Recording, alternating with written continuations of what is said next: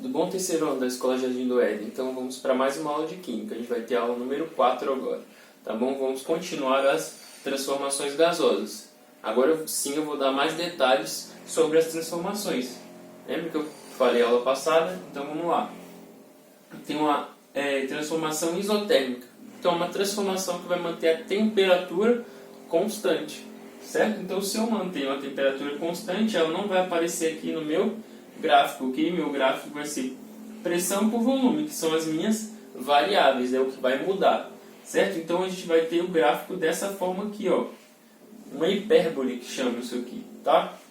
E a gente acaba tendo uma fórmula P1V1 P2V2. Por quê? Porque pressão e volume eles são inversamente proporcionais, ok? O que isso quer dizer? Se eu aumento a pressão, o volume tem que diminuir, certo? Então, se eu aumento a minha pressão duas vezes, certo? Se eu multiplico minha pressão por 2, o meu volume vai cair por 2, vai cair pela metade, certo? Então, isso quer dizer que eles são inversamente proporcionais. Agora nós temos a isobárica, certo?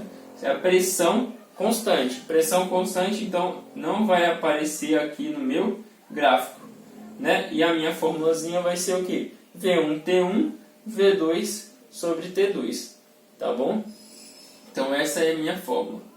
O que que isso quer dizer? Esse negócio aqui, ó, essa reta, significa que eu estou aumentando a temperatura à medida que eu aumento o volume. Se eu aumento o volume, eu também vou aumentar a temperatura. Isso se a pressão for constante, ok? Pressão constante dá esse resultado aqui pra gente, certo?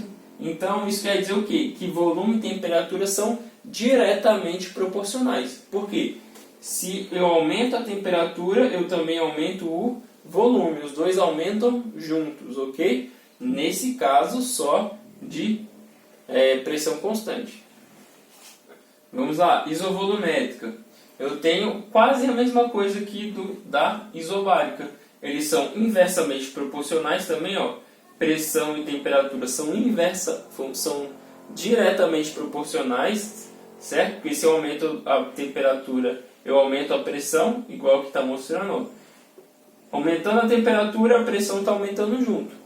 Aumentando a pressão, a temperatura está aumentando junto, ok? Então, eles são diretamente proporcionais. E olha só, isso aqui é um detalhe muito importante. Ó. A temperatura deve ser utilizada em Kelvin. Não é graus Kelvin, é Kelvin. Ok? É uma unidade que vai medir a temperatura absoluta. A gente não pode usar grau Celsius, grau Fahrenheit, etc. Ok? Como é que a gente sabe quanto de Kelvin que é? Qual a minha temperatura em Kelvin? Né? Se eu tenho grau Celsius. Então, minha temperatura em Kelvin é temperatura em graus Celsius mais 273. Só isso. Você só precisa somar sua temperatura, seu exercício da temperatura em graus Celsius. Você soma 273, você vai ter sua temperatura em Kelvin. Que é essa que você vai usar nas suas fórmulas, certo? É basicamente isso. Dever de casa, certo? Página 1060, exercício de 8 e 10. Só esses dois aí para eu ver se vocês conseguiram pegar o conceito aqui que eu passei, e eu vou corrigir na aula 4.1. Ok? Então é isso, um abraço, até mais.